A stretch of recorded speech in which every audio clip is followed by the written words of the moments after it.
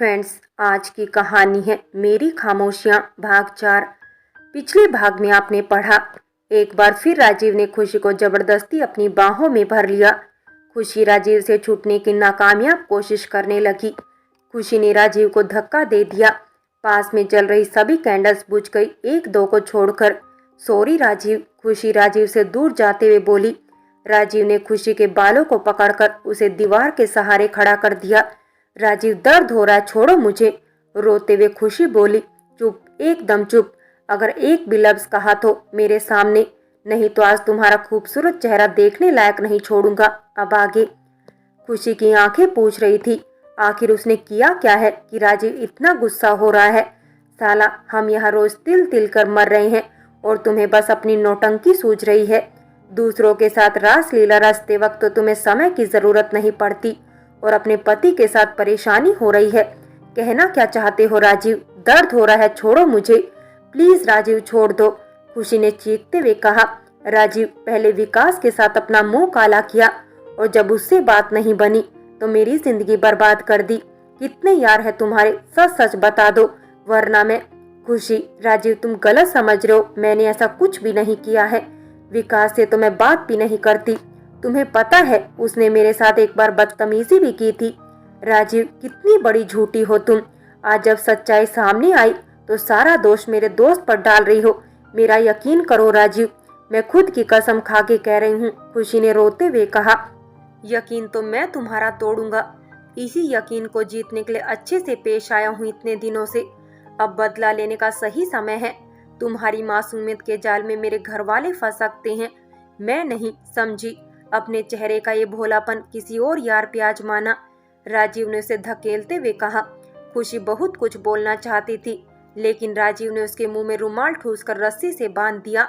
तमन्ना को तो मैं हासिल करके रहूंगा, देखता हूँ कौन मुझे रोकता है। साला, जबरदस्ती मुस्कुरा मुस्कुरा कर दिमाग खराब हो गया है। कल तक पड़ी रहो यहीं पर और रोने की आवाज बिल्कुल नहीं आनी चाहिए, वरना रात भर तुम्हें रुलाऊंगा। खुशी के पैर में बंधी हुई पायल अब भी छन छन कर रही थी। राजीव का दिमाग फिर साथ में आसमान पर पहुंच गया। मैंने कहा ना, ये आंसू वासू मत बहाओ और ये छन छन बंद करो। वातावरण में फिर खामोशी सी छा गई, लेकिन झिंगुरों की आवाज सुनाई पड़ रही थी। राजीव अपने कमरे में सोच रहा था कि वो जो कर रहा है सही तो है ना, लेकिन खुशी अपनी हालत की खुद जिम्मेदार है। वो चरित्रहीन भी है। मैं ऐसी औरत से संबंध नहीं रख सकता। आज भी खुद पे गुस्सा आता है कि इससे दोस्ती क्यों की मैंने। पहले ये लगता था कि ये मुझे सबसे ज्यादा समझती है, लेकिन ये तो अपना मतलब निकाल रही थी मुझसे। सुबह हुई, राजीव की आंखों से नींद गायब थी। वो उठा और खुशी के कमरे में गया। खुशी के बाल बिखरे हुए थे और साड़ी भी पूरी तरह से उसके जिस्म पर नहीं थी। कदमों की आहट पाकर खुशी सहम सी गई। राजीव ने उसके हाथों को खोल दिया। वो अपने हाथों को सीधा नहीं कर पा रही थी, शायद रस्सी की वजह से उसके हाथ जकड़ गए थे। उसने राजीव की ओर देखा, वो थोड़ा शांत लग रहा था। जाओ नहा लो और रोना बिल्कुल नहीं, मुझे रोना कतई पसंद नहीं है। अगर रोई तो समझ गई ना, राजीव ने उसका चेहरा उठाते हुए कहा। खुशी कुछ नहीं बोली, उठना चाह रही थी, लेकिन जकड़न पैर में अभी भी थी। जैसे तैसे वो उठी, बाथरूम में गई, लेकिन आज वो बहुत देर तक नहाई। उसे राजीव का छूना बिल्कुल उमा चाचा की तरह लग रहा था, जिस सदमे से वो अब तक नहीं निकली थी। डोरबेल बजी। खुशी अपनी स्मृतियों से बाहर आई। क्रीम जो वो अपने जख्मों पर लगा रही थी, उसकी ट्यूब नीचे गिर गई। कुछ बच्चे बाहर से आए हुए थे। दीदी बोल अंदर गई है, जरा देना। रुको, मैं अभी ला रही हूँ, खुशी ने कहा। उन बच्चों के साथ एक छोटी सी लड़की भी थी। खुशी ने उसे गले से लगाकर कहा, मुझे पहले किस करो। उस छोटी सी बच्ची ने खुशी के गाल पर किस की। उसके बाद खुशी ने वो गेंद उन्हें दे दी। बच्चे गेंद लेकर चले गए। खुशी के मोबाइल पर संध्या का फोन आ रहा था। खुशी ने फोन उठाया। संध्या, अरे मेरी जान, फोन उठाने में कोई इतनी देर करता है क्या? जब से तेरी शादी तेरे पसंद के लड़के से हुई है, तू तो हमें भूल ही गई है। खुशी कुछ नहीं बोल पा रही थी, उसकी आंखों में आंसू थे। संध्या, हेलो खुशी। खुशी, हेलो, क्या हुआ? तुम रो क्यों रही हो? बोलो, कुछ हुआ क्या? संध्या ने कहा। संध्या समझ गई कुछ हुआ है, क्योंकि जब जब वो परेशान होती है तो वो किसी से बात नहीं करती थी, एकदम चुप हो जाती थी। संध्या, मैं राजीव से बात करती हूँ, अरे अगर कोई प्रॉब्लम है तो बैठ के सुलझा लेना चाहिए ना। खुशी कुछ बोली नहीं, एकदम चुप थी। संध्या ने फोन काट दिया और राजीव को फोन करने लगी। हेलो राजीव, मैं संध्या बोल रही हूँ। हाँ बोलो संध्या, आज इतने समय के बाद याद कैसे किया? राजीव ने कहा। संध्या ये सब छोड़ो और बताओ क्या बात हुई तुम दोनों के बीच में? राजीव कहना क्या चाहती हो? संध्या, खुशी को कहीं तुमने डांटा तो नहीं ना? अरे छोटी मोटी गलती तो अक्सर पति पत्नी के बीच हो ही जाती है। उसकी बात को बीच में ही काटते हुए राजीव बोला। क्या कहा उसने तुमसे? उसने कुछ कहा ही नहीं। देखो राजीव, कोई बात तमन्ना से जुड़ी हुई तो नहीं है ना, या फिर कोई और बात है? देखो संध्या, ये हम पति पत्नी के बीच की बात है, हम खुद सुलझा लेंगे, तुम्हें इसके बीच में पड़ने की कोई जरूरत नहीं है। मुझे ऑफिस में बहुत काम है, मैं फोन रख रहा हूँ। सुनो राजीव, रुको तो सही, 1 मिनट में बात तो सुन लो। लेकिन राजीव ने फोन स्विच ऑफ कर दिया। हेलो दी, आप कुछ बोल क्यों नहीं रही हो? अपनी चंचल से गुस्सा हो क्या? मैंने आपके कमरे को बिल्कुल भी नहीं बदला, आपके जाने के बाद भी नहीं। आखिर मैं आपसे बहुत प्यार जो करती हूँ। हाँ, ये अलग बात है कि आप जीजू को मुझसे ज्यादा प्यार करती हो। हेलो दी, कुछ तो बोलो। मम्मी दी मुझसे बात नहीं कर रही है, गुस्सा है लगता है मुझसे। अनीता देवी, खुशी क्या हुआ बेटा? किसी ने कुछ कहा क्या तुमसे? नेटवर्क प्रॉब्लम होने की वजह से फोन भी कट गया। अनीता देवी ने फोन दोबारा मिलाया, लेकिन फोन नहीं लग रहा था। राजीव का फोन भी बंद आ रहा था। रात के करीब 10 बज रहे होंगे। बड़ा खामोशी था नजारा था। वो कहा भी जाता है, जब खामोशी कुछ ज्यादा हो तो किसी बड़े तूफान का संकेत देती है। साली, आज उसने सारी हदें पार कर दी। घर की बातों को बाहर बताने में उसे थोड़ी भी शर्म नहीं आई। कल उसे छोड़कर गलती कर दी मैंने, आज उसे बताता हूँ एक पति क्या होता है। अभी तक दोस्ती निभा रहा था, आज उसके मन में जितनी भी फिजूल की बातें आ रही थी सब बड़बड़ाता हुआ वो फ्लैट में दाखिल हुआ। खुशी टेबल पर खाना लगा रही थी।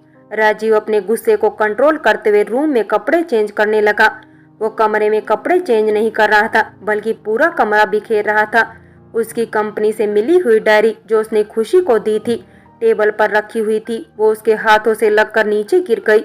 उस डायरी में तमन्ना की वही तस्वीर थी जो वह कई दिनों से ढूंढ रहा था।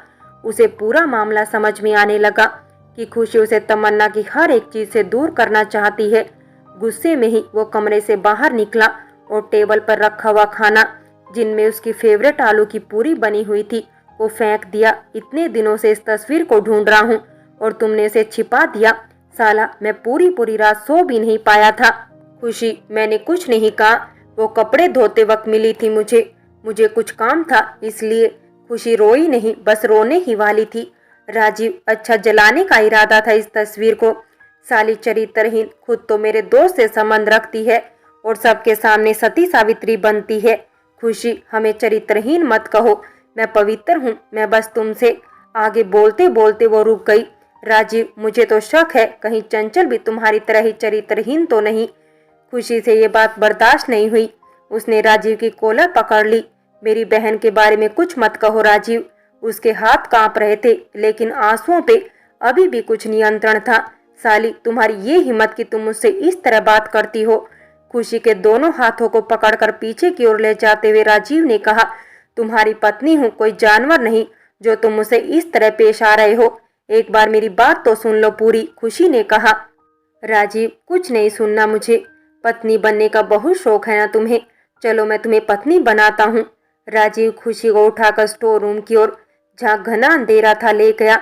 राजीव, सॉरी राजीव, ये क्या कर रहे हो? छोड़ो मुझे प्लीज राजीव, छोड़ दो। उस अंधेरे में खुशी की आवाज अचानक दब दब कर आ रही थी। मैं मम्मी से कह दूंगी, मम्मी पुलिस बुला देगी। खुशी की आवाज धीरे धीरे से निकलने लगी। कुछ नया तो कर नहीं रहा हूँ, पर समझ लो तुम्हारी पवित्रता की परीक्षा ले रहा हूँ। और पुलिस क्या करेगी यहाँ आकर? वैसे भी भारत की आईपीसी की धाराओं में इतनी ताकत नहीं जो एक पति को उसके अधिकार से वंचित कर सके। राजीव ने जोर आजमाते हुए कहा, चुपचाप जैसा मैं कह रहा हूँ वैसा ही करो, नहीं तो दिक्कत तुम्हें ही होगी। लेकिन खुशी का विरोध करना चालू रहा। राजीव ने अपने बेल्ट को निकालकर उससे उसके हाथों को कसकर बांध दिया। अचानक स्टोर रूम के अंधेरे से खुशी की जो आवाज दबी दबी सी बाहर आ रही थी, वो भी आनी बंद हो गई। खामोशी आज कई दिनों की खामोशी से कुछ ज्यादा ही बढ़कर थी, क्योंकि आज तो झिंगूर भी कुछ नहीं बोल रहे थे। सुबह हुई, राजीव स्टोर रूम से बाहर आया। तभी फोन की घंटी बजी। राजीव ने फोन उठाया। हाँ माँ, कहो क्या हुआ? सब ठीक तो है ना? माँ ने कहा, तेरे पिताजी की हालत बहुत खराब है, हॉस्पिटल में एडमिट है, चिंता मत करो माँ, मैं अभी आ रहा हूँ। राजीव उसी समय देवरिया के लिए निकल गया। शाम तक वो घर पहुंचा। फ्रेंड्स, बाकी की कहानी अगले भाग में देखें। और अगर कहानी अच्छी लगी हो तो लाइक करें, शेयर करें और प्यार भरी कहानी चैनल को सब्सक्राइब करें।